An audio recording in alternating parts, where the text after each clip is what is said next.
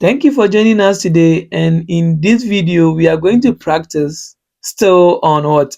Leibniz Theorem. Let's jump right in. So with this question, the question is asking us to find the nth derivative, right? Given that y is equal to this. So you see that this one we cannot use the product rule as we used in the previous video to check, right? So this one we just need to do it. So now remember, first thing that we need to do is let's write down our formula: n combination 0 u0 vn n plus n combination 1 u1 vn n minus 1 plus up to n combination n un vn 0. So as we said, vn 0 is the same as vn and u0 is the same as u.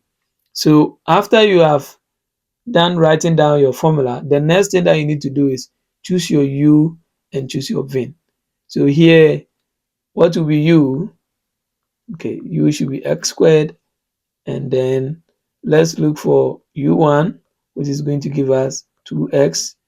u2 is going to give us 2. So we stop there, because when we differentiate again, we are going to get what? 0. Now let's look at vn. Vn is sine x. So now we are going to figure out how we are going to find the nth term for this, right? So now let's go. Vn1 is cos s, Vn2 is minus sine x, Vn3 is minus cos s, Vn4 is sine x. So you see that looking at the pattern, there's no way we can generate the n term for this, because sine, cos, how are we going to generate the n term? So now we need to go back to Math 101, that is trig, and then let's think about how we can expand the idea of me having sine a plus b is the same as sine a cos b plus sine b cos a, or let me say cos a sine b, right? So this is what you are going to do. I'm using sine here because this is sine. Now when I finish, the other question that I will give it to you to try, that one, this one, the same question, but that one will be cos. So when you are using it, you need to use the cos expansion here. So what we are going to do is, we are going to rewrite every function that we have here in terms of what? Sine. We want to make sure it follow one trend. If all of them are sine, then we can generate the nth what? Derivative. So that's what we are going to do, right? So we want to write this one in terms of sine, write this one too in terms of sine, this one too in terms of sine, and this one too in terms of sine. If we're able to write this one in terms of sine, then it will help us to generate the nth derivative, right? So look at this. Here we are going to write it in terms of sine, but the idea is that the end result should give us sine x. So okay, the end result should give us sine x. So what I'm going to do is, here I'm going to have sine x plus something, right? Sine x plus something here, and this is going to give us sine x cos of something plus cos s sine of something. So remember, if x is a, if x is the same as a, x, but we don't know b, so that's why here is empty, and a is x, so we don't know a. So we are going to put something here. There's something that we are going to put here. We need to pick that something in such a way that, since this one is sine, the thing that we are going to put here will make sure that when you punch cos of that thing is going to be 1. So that if it is 1 times this one will give us the sine x, right? And that thing that we are putting in here, that is giving us 1. When we put it here, it's going to give us 0, so that this one gets to 0, so that it will be left with this, right? So now we ask ourselves, what angle that when we put it here, when you put it, what angle that when you put it here, we are going to get what? 1. But when you put it here, we are going to get, let me say, 0. So that's what we want to do right now. That's what we want to do. And when we're able to figure that thing out, it will help us to check these things out, right? Oops, I think this one, we don't need to do that with this one. You know, this one is not part of the derivative. The derivative is starting from u1. So rather, we need to look at the one that is going to give us cos s. So cos s here, right? So we need to pick something that rather is going to give this one 1 and give this one what? 0. So we all know that cos 90 is 0, right? So when I put 90 here and I point cos 90, I'm going to get 0. So everything here goes to 0. But what is sine 90? Sine 90 is 1. So this one is going to be 1. Then 1 times this will give us what is here. So it means that here it's very nice for me to put 90 here. It's very nice for me to put 90 here. So cos 90 is 0. 0 times sine x, everything here goes to 0, right? So this, everything goes to 0. This one will go to 1. 1 times cos s will come and give me cos s. So here, it's very nice for me to maintain what is here. So I'll write it like 9 pi on 2 plus x. Is that right? So that's what I'm going to have. Now, the next thing to do is I need to make sure I have it in such a way that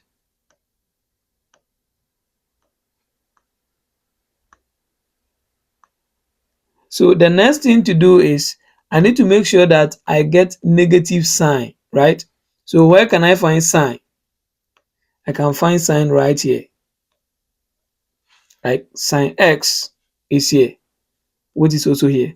So here, since I need negative sign, then I need to put something here. That something should give me -1, right? And that thing here should give me 0, so that everything here goes to 0. So we can think of pi, right? Let's check pi. What is cos pi? What is sine pi? Now cos pi is -1. So -1 times sine x is going to give us -x. Sine pi is 0, so everything here goes to what? 0. Now the pi, this pi here, I'm going to write it as 2 over 2 pi, so that we can see the pattern. So this one is 2 divided by 2 pi plus x. Let me rewrite this one as 1 over 2 pi. So it means that the next one should be 3 over 2 pi plus x. The next one will be 4 over 2 pi plus x. So you can see the trend. The first one was 90, which is 1 over 2, half of the pi. This was the pi, but I can write it as 2 over 2 so that I can see the trend. Then we can see that moving from here to here, the denominator did not change. It was the numerator which changes from 1 to 2. So the next one will move from 2 to 3. The next one will move from 3 to 4, in that order. So this one will help me to find my nth term, which is going to be, so my Vn is going to be sine, open bracket, n divided by 2 pi plus x. How did I see that is going to be n? I can see that this is Vn1. There is 1 here, and then top was 1. This was 2, and this one too was 2. Everything was not changing. The only thing that was changing was the top. And then the one that is changing was going with the subscript here. So 2 2, I have 3 here, I have 3 here. I have 4 here, I have 4 here. So it means that if I have n here, I need to also have n here. All the all the rest of the thing were constant. 2, 2, pi, x. They were all constant. So this is my vein n.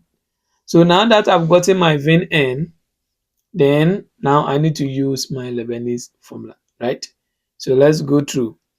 I have yn to be equal to n combination 0, u what? U naught. But we said with the u naught is the same as u. So we are going to have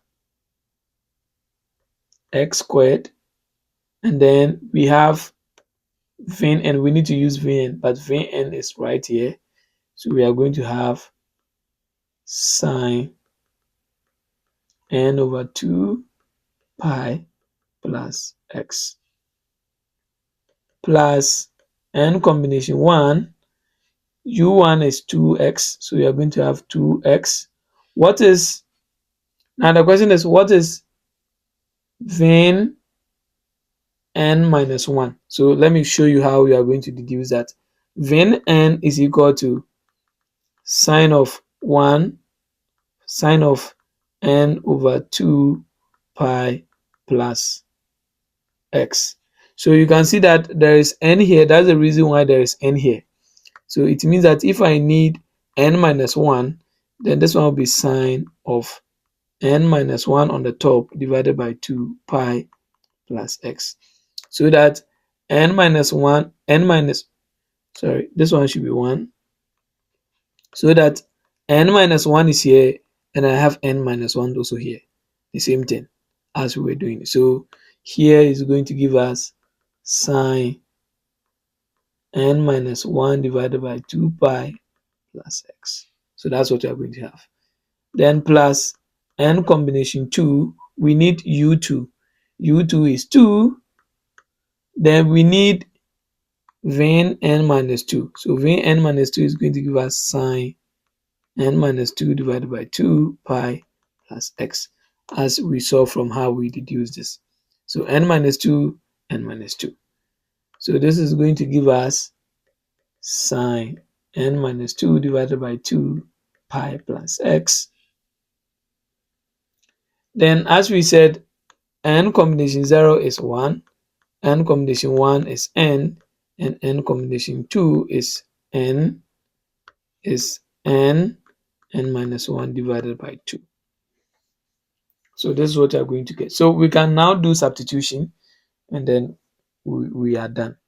So yn is equal to, this one is equal to 1, right? So we are just going to have x squared sine n over 2 pi plus x, right? Plus this one here is equal to n, right? So we can just add them to it. So we are going to have 2nx sine n minus 1 divided by 2 pi plus x. Then the last one is plus this guy here is equal to this, right? So I'm going to multiply this one by this. So the 2 here will cancel the 2 here. So I'm going to have n divided by n minus 1 divided by 2 times 2 sine n minus 2 divided by 2 pi plus x. So now this guy here will cancel this guy here. So finally, we are going to have something like this. Yn is equal to sine squared x squared sine n over 2 pi plus x plus 2 sine plus 2 nx sine n minus 1 divided by 2 pi plus x plus n minus 1 sine of n minus 2 divided by 2 pi plus x. So this is what we are going to have as our what? Yn, the nth derivative that they were asking us, right? So here, if the question did not ask for n derivative and the question, or even we can even derive a question from it. If I ask you to find y4, then what you need to do is wherever you see n, you put 4 there. So this one will be 4, 4, 4, 4, 4, 4, and it will simplify. If I put this one to be 3, you put, or you make sure that all your n is equal to 3. So that is how it is. So in the next video too, we are going to pick another example to practice more. We need to get different questions and how we are going to solve them. See you in the next video.